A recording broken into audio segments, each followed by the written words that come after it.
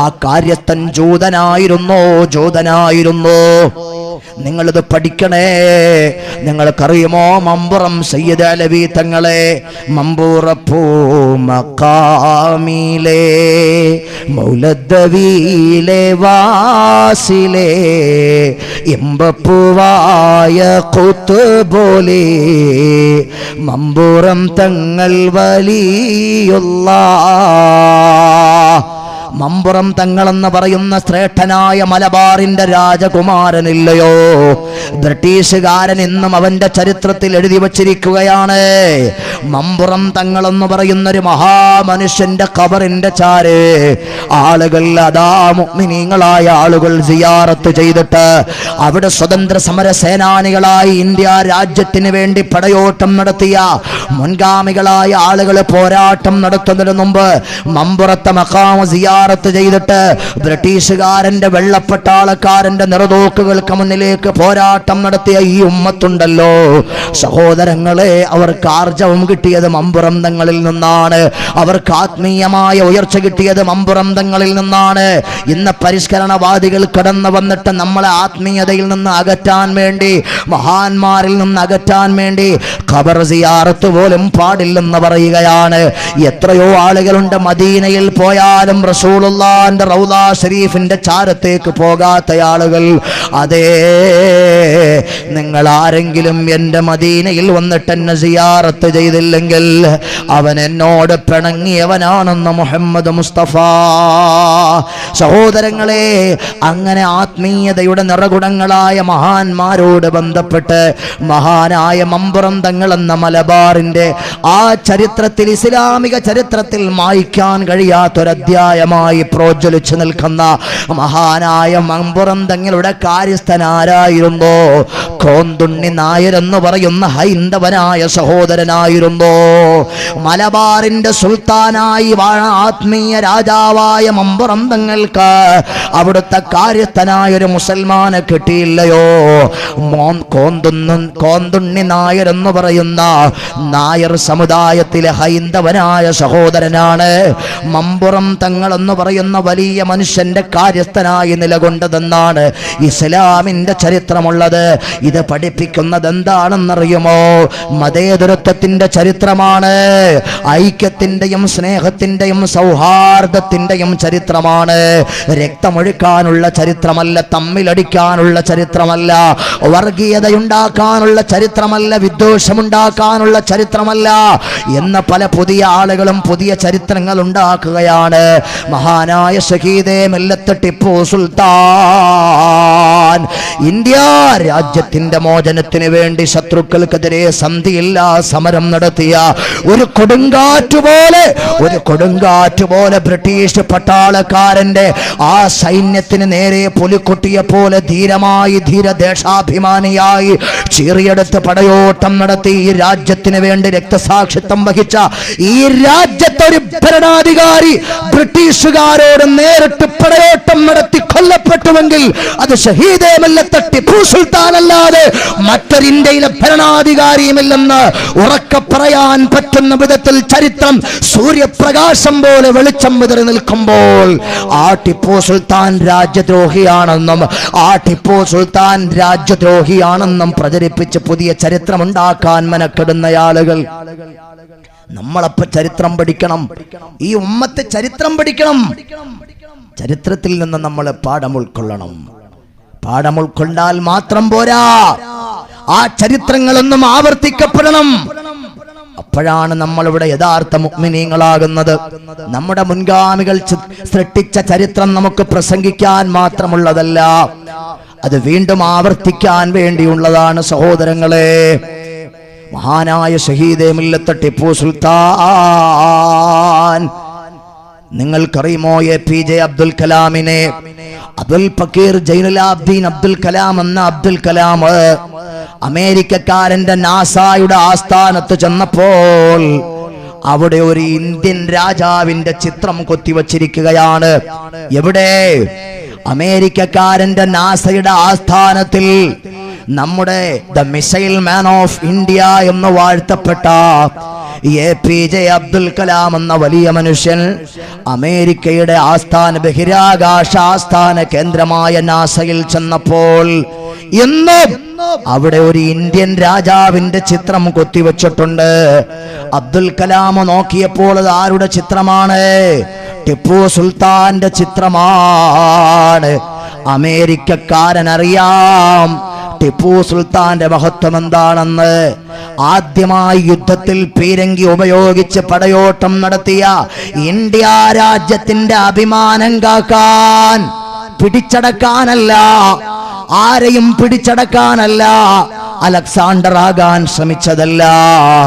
സഹോദരങ്ങളെ, ഈ രാജ്യത്തിന്റെ മോചനത്തിന് വേണ്ടി ബ്രിട്ടീഷ് പട്ടാളത്തോട് ഈ ഉമ്മത്തിന്റെ നേതൃത്വമായിരുന്ന ടിപ്പു സുൽത്താൻ ബ്രിട്ടീഷ് പട്ടാളക്കാരന്റെ തീതുപ്പുന്ന വെടിയുണ്ടകൾക്കെതിരെ, പീരങ്കികൾക്കെതിരെ ആദ്യമായി പീരങ്കി യുദ്ധം നടത്തിയത് ധീരദേശാഭിമാനിയായ ടിപ്പു സുൽത്താൻ എന്ന ഇന്ത്യൻ രാജാവാണെന്ന് ഇന്നും അമേരിക്കയുടെ ബഹിരാകാശ കേന്ദ്രമായ നാസയുടെ ചുമർ ചിത്രങ്ങളിലൊന്ന് ഈ ടിപ്പുവിന്റെ ചിത്രമാണെന്ന് അബുൽ ഫക്കീർ ജൈനുൽ ആബ്ദീൻ അബ്ദുൽ കലാം എന്ന മരണപ്പെട്ടുപോയ നമ്മുടെ ഇന്ത്യയുടെ പ്രസിഡന്റ് ആയിരുന്ന പ്രഥമ മനുഷ്യനായിരുന്ന APJ അബ്ദുൽ കലാം പറയുകയുണ്ടായി.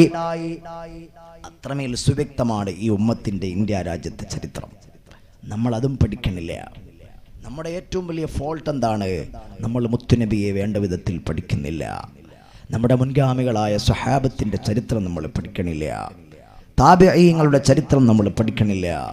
ഇമാമിങ്ങളെ പറ്റി ഷാഫി അങ്ങനെ പറഞ്ഞോ, ഇമാം അബൂ ഹനീഫ അങ്ങനെ പറഞ്ഞോ, ആ പേര് പറയാൻ ഇവനെന്ത് യോഗ്യത?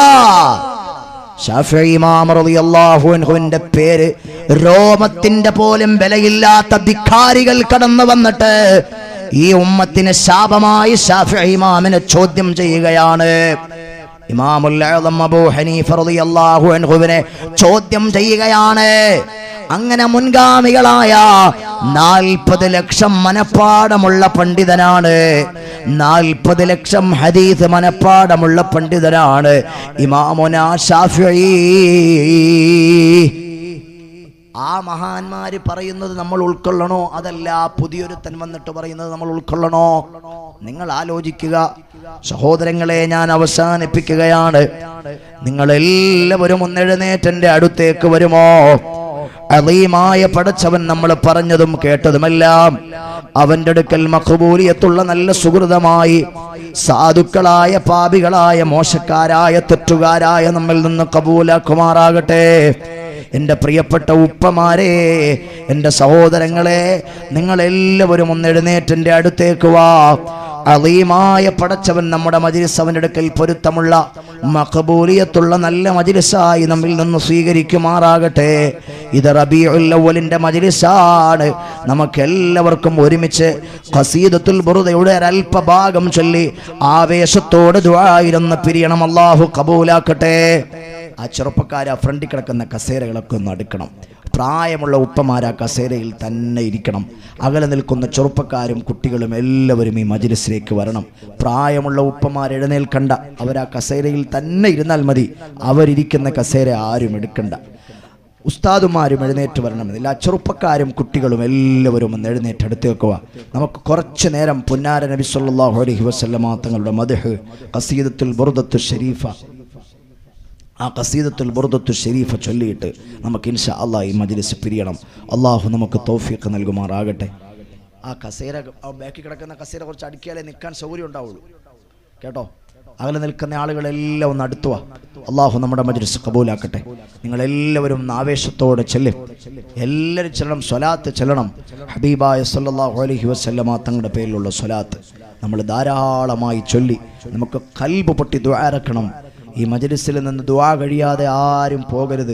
രാവിലെ മുതൽ വൈകുന്നേരം വരെ വെള്ളം കോരിയിട്ട് അവസാനം കലമിട്ടുടയ്ക്കുന്ന പരിപാടിയാണ് ഈ ദുആ കഴിയാതെ പോകുക എന്ന് പറയുന്നത്. അതുകൊണ്ട് സഹോദരങ്ങളെ, എല്ലാവരും ദുആ കഴിയാതെ ഒരൊറ്റയാളും പോകരുത്. അകലെ നിൽക്കുന്ന മുഴുവൻ ആളുകളും ഈ മജ്ലിസിലോട്ട് കടന്നു വരണം. അള്ളാഹു നമുക്ക് ദുആയ്ക്ക് ഇജാബത്തുള്ള സദസ്സായി. നമ്മൾ ഇന്ന് പറഞ്ഞത് മുഴുവനും മുത്തുനബിയുടെ ഉമ്മത്തിനെ പറ്റിയാണ്, അതിൻ്റെ വിവിധ പ്രശ്നങ്ങളെ പറ്റിയാണ്. ഒരുപാട് പറയേണ്ട ഒരു വിഷയമാണ്. പക്ഷേ നമുക്ക് എങ്ങും പറഞ്ഞെത്തിക്കാൻ സാധിച്ചിട്ടില്ല. സഹോദരങ്ങളെ, ഇൻഷാ അല്ലാഹ് ഇനി നമുക്ക് എപ്പോഴെങ്കിലും അവസരമുണ്ടായാൽ നമുക്ക് അള്ളാഹു ഓരോരോ വിഷയങ്ങളിൽ സ്പെഷ്യലൈസ് ചെയ്ത് പറയാം. അള്ളാഹു തൗഫീഖ് തരട്ടെ. അകലെ നിൽക്കുന്ന മുഴുവൻ ആളുകളും ഒന്ന് അടുത്തേക്ക് വരണം. അള്ളാഹു എല്ലാവരെയും കബൂലാക്കട്ടെ. ചെറുപ്പക്കാരെ, ഞാൻ നിൽക്കുന്നത് എൻ്റെ മുത്തുനബിയുടെ മജ്ലിസിലാണ്. ഏതെങ്കിലും ഒരു രാഷ്ട്രീയ വേദിയിലേക്കല്ല നിങ്ങളെ സ്വാഗതം ചെയ്യുന്നത്, ഹബീബിൻ്റെ മജ്ലിസിലേക്കാണ്. എൻ്റെ മുത്തുനബി, എൻ്റെ മുത്തുനബി, എൻ്റെ പുന്നാര നബി, എൻ്റെ ഹബീബ്, എൻ്റെ ഹബീബ്, എൻ്റെ ഹബീബ് എന്ന വികാരം നിങ്ങളുടെ ഹൃദയത്തിനകത്ത് നിറച്ചുണ്ടാകണം. അപ്പോൾ നിങ്ങൾക്ക് ഈ മജ്ലിസിൽ നിൽക്കാൻ ഒരു രസമായിരിക്കും, ഒരു ഹരമായിരിക്കും, ഒരു ആഹ്ലാദമായിരിക്കും. ഈ മജ്ലിസിനോട് നിങ്ങളുടെ മനസ്സിൽ ഏതെങ്കിലും ഒരു തരത്തിൽ വെറുപ്പോ എന്തെങ്കിലും തോന്നുന്നെങ്കിൽ നിങ്ങൾ ഉറപ്പിച്ചുകൊള്ളുക, നിങ്ങൾ സ്വർഗത്തിൻ്റെ വഴിയിലല്ല, നിങ്ങൾ നരകത്തിൻ്റെ വഴിയിലാണെന്ന്. അള്ളാഹു കാത്തുകാത്ത് രക്ഷിക്കുമാറാകട്ടെ. നമുക്ക് എല്ലാവർക്കും ആവേശത്തോടെ നിങ്ങളെല്ലാവരും ചെല്ലണം. ഇൻഷാ അല്ലാഹ് ചെല്ലാൻ റെഡിയാണോ? ഇൻഷാ അല്ലാഹ്. കുറച്ചാൾക്കാർ മാത്രം പറയണ്ട, കുറച്ചാൾക്കാർ ഉറക്കം തൂങ്ങി നിൽക്കുകയാണെന്ന് തോന്നുന്നു. ഇൻഷാ അല്ലാഹ്, ഇൻഷാ അല്ലാഹ്. ഇപ്പോഴും പല ആളുകൾ, കുറച്ച് ആൾക്കാരൊക്കെ പറയാണ്ട്. എല്ലാവരും ഒന്ന് ചൊല്ലിയേ, യാ റസൂലല്ലാഹ് യാ ഹബീബല്ലാഹ്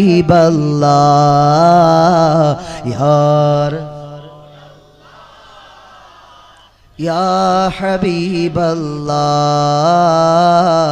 طالع البدر علينا طالع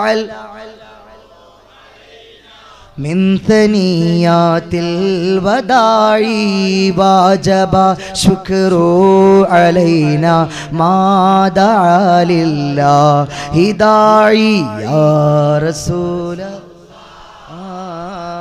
يا حبيب الله يا رسول الله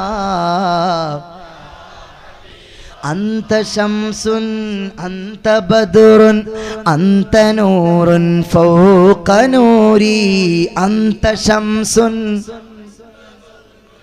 أنت نور فوق نوري أنت إكثير وغالي أنت مصباح صدوري يا رسول الله मुबारक या रसूल अल्लाह मुत्त रसूले सल्लल्लाह मुत्त रसूले मुत्त रसूले मुत्त रसूले मुत्त रसूले मुत्त रसूले मुत्त रसूले मुत्त रसूले मुत्त रसूले मुत्त रसूले मुत्त रसूले मुत्त रसूले मुत्त रसूले मुत्त रसूले सल्लल्लाह सल्लल्लाह सलवातुल्लाह सल्लल्लाह सलवातुल्लाह सल्लल्लाह सलवातुल्लाह सल्लल्लाह सलवातुल्लाह या रसूल अल्लाह या हबीब अल्लाह या रसूल अल्लाह പാപികൾ പാടിടുന്നു നബിയേ പാമര ജനങ്ങൾ നബിയേ പാപികൾ പാടിടുന്നു നബിയേ പാമര ജനങ്ങൾ നബിയേ അങ്ങയെ വാഴ്ത്തി പുകഴ്ത്തി റബീഅ് ആഘോഷിക്കുന്നു നബിയേ അങ്ങയെ വാഴ്ത്തി പുകഴ്ത്തി റബീഅ് ആഘോഷിക്കുന്നു നബിയേ യാ റസൂലല്ലാഹ്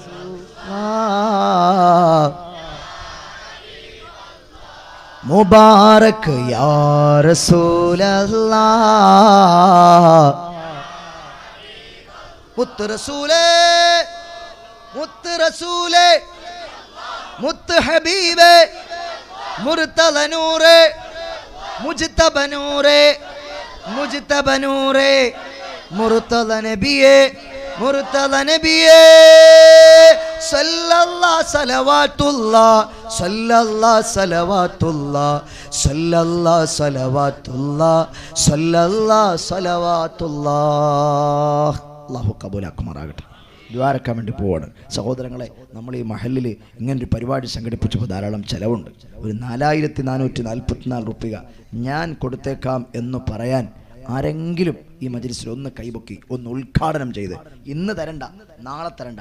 ഈ മജ്ലിസ് അവസാനിക്കുന്നത് എന്നാണ് അവസാനിക്കുന്നത്? വ്യാഴാഴ്ച ദിവസം കൊടുക്കണം. ആരാണ് ഒരു സഹോദരൻ ഈ മജ്ലിസിൽ നിന്ന് ആവേശത്തോടെ ബിസ്മില്ലാഹിർ റഹ്മാനിർ റഹീം ഞാൻ കൊടുത്തേക്കാം അള്ളാഹുവിൻ്റെ റസൂലിന് വേണ്ടി അവിടുത്തെ മദ്ഹ് പാടാൻ, അവിടുത്തെ മദ്ഹ് പറയാൻ, അവിടുത്തെ നബിദിനം ആഘോഷിക്കാൻ ഞാൻ കൊടുക്കാമെന്ന് പറയാൻ കഴിയുന്ന ഒരാൾ ഒരു 4444 റുപ്യ. ഹസനുൽ ബസരി തങ്ങൾ പറഞ്ഞത് ഉഹദ് മലയോളം സ്വർണമുണ്ടായിരുന്നെങ്കിൽ അത് മുഴുവനും ഞാൻ എൻ്റെ ഹബീബിൻ്റെ മദ്ഹിന് കൊടുക്കുമായിരുന്നു എന്നാണ്. ആ സഹോദരൻ്റെ പേരെന്താ? ഫൈസൽ. ഖുലൂ തക്ബീർ, ഖുലൂ തക്ബീർ, ഖുലൂ തക്ബീർ. അല്ലാഹുവേ, ഫൈസൽ എന്ന സഹോദരനെ പൊറുക്കണം റഹ്മാനെ. ഫൈസൽ എന്ന സഹോദരന് ആഫിയത്ത് നൽകണേ റഹ്മാനെ. ഫൈസൽ എന്ന സഹോദരന് ദീർഘായുസ് നൽകണേ റഹ്മാനെ. ഫൈസൽ എന്ന സഹോദരൻ്റെ ഭാര്യയിൽ ബറക്കത്ത് നൽകണേ അല്ലാ. ഫൈസൽ എന്ന സഹോദരൻ്റെ മക്കളിൽ ബറക്കത്ത് നൽകണേ അല്ലാ. ഫൈസൽ എന്ന സഹോദരൻ്റെ കൽബിലുള്ള സദുദ്ദേശങ്ങൾ സബലമാക്കണേ അല്ലാ. ഫൈസൽ എന്ന സഹോദരനെ ഒരിടത്തും പരാജയപ്പെടുത്തല്ലേ അല്ലാ. ഫൈസൽ എന്ന സഹോദരൻ്റെ കൽബിലുള്ള വിഷമങ്ങൾക്ക് മുഴുവനും പുന്നാര നബി തങ്ങളെ കൊണ്ട് പരിഹാരം നൽകണേ അല്ലാ. ബിഹഖിൻ നബിയ്യ മുഹമ്മദിൻ. ഇനി ഒരാൾ ഞാൻ കൊടുക്കാം, ഫൈസൽ എന്ന സഹോദരനെ പോലെ. എന്താ പേരെന്താ? മഷ്ഹൂർ. ഖുലൂ തക്ബീർ, ഖുലൂ തക്ബീർ. അല്ലാഹുവേ, മഷ്ഹൂർ എന്ന സഹോദരനെ പൊറുക്കണം റഹ്മാനെ. മഷ്ഹൂർ എന്ന സഹോദരന് ആഫിയത്ത് നൽകണേ റഹ്മാനെ. മഷ്ഹൂർ എന്ന സഹോദരന് ദീർഘായുസ് നൽകണേ റഹ്മാനെ. മഷ്ഹൂർ എന്ന സഹോദരൻ്റെ ഭാര്യയിൽ, മക്കളിൽ, ഇടപാടിൽ, ജോലിയിൽ, വാഹനത്തിൽ ഇറങ്ങി പുറപ്പെടലിൽ, കൈവെക്കുന്ന മുഴുവൻ നല്ല കാര്യങ്ങളിലും അനുഗ്രഹം നൽകണേ അല്ലാ. മഷ്ഹൂർ എന്ന സഹോദരനെ നിരാശപ്പെടുത്തല്ല റബ്ബേ. കൽബിലുള്ള ഹലാലായ മുറാദ് മഷ്ഹൂറിൻ്റെത് ഹാസിലാക്കണേ അല്ലാ. ഫൈസലിൻ്റെത് ഹാസിലാക്കണേ അല്ലാ. ബിഹഖിൻ നബിയ്യ മുഹമ്മദിൻ. ഇനി മൂന്നാമതൊരാൾ ഒരു 4444 റുപ്യ ഞാൻ കൊടുക്കാമെന്ന് പറയാൻ റസൂലുള്ളാഹി സ്വല്ലല്ലാഹു അലൈഹി വസല്ലമ തങ്ങളുടെ മൗലിദ് നടത്താനാണ്, അവിടുത്തെ റബീഉൽ അവ്വൽ ആഘോഷിക്കാനാണ്. ഇൻഷാ അല്ലാഹ് ഉമ്മമാരൊക്കെ ധാരാളം വന്നിട്ടുണ്ട് ഈ മജ്ലിസിൽ. ഏതെങ്കിലും ഒരു ഉമ്മ ഒരു 4444 റുപ്യ കൊടുക്കാൻ പറഞ്ഞിട്ടുണ്ടെങ്കിൽ വളരെയേറെ സന്തോഷം. ഇൻഷാ അല്ലാഹ് സംഘാടകരാരെങ്കിലുമൊക്കെ അങ്ങോട്ട് പോകണം. ഇനി ആരാ തരാ? ഒരു മൂന്നാമതൊരാൾ മഷ്ഹൂർ എന്ന സഹോദരനെ പോലെ ഫൈസൽ എന്ന സഹോദരൻ ഉദ്ഘാടനം ചെയ്തു. അൽഹംദുലില്ലാഹ്. അദ്ദേഹത്തെ പോലെ മൂന്നാമതൊരാൾ മുഹമ്മദ് സാലിം സാലിഹ്. ഖുലൂ തക്ബീർ. അല്ലാഹുവേ, നിങ്ങളെല്ലാവരും ഒരു സ്വലാത്തിയല്ലേ? സ്വലാത്തുല്ലാഹ് സലാമുല്ലാഹ് ഹാ റസൂലില്ലാഹ്. സ്വലാത്തുല്ലാഹ് സലാമുല്ലാഹ് അലാ യാസീൻ ഹബീബില്ലാഹ്. സാലിഹ് എന്ന സഹോദരന് ബറക്കത്ത് നൽകണം റഹ്മാനെ. സാലിഹ് എന്ന സഹോദരന് സന്തോഷം നൽകണേ റഹ്മാനെ. സാലിഹ് എന്ന സഹോദരൻ്റെ ഭാര്യയിൽ, മക്കളിൽ, ഇടപാടിൽ, ജോലിയിൽ, അവരുടെ കൽബിലുള്ള മുഴുവൻ ഹലാലായ മുറാദുകളും നീ ഹാസിലാക്കി നൽകണേ അല്ലാ. സാലിഹ് എന്ന സഹോദരനെ ഒരിടത്തും പരാജയപ്പെടുത്തല്ല റബ്ബേ.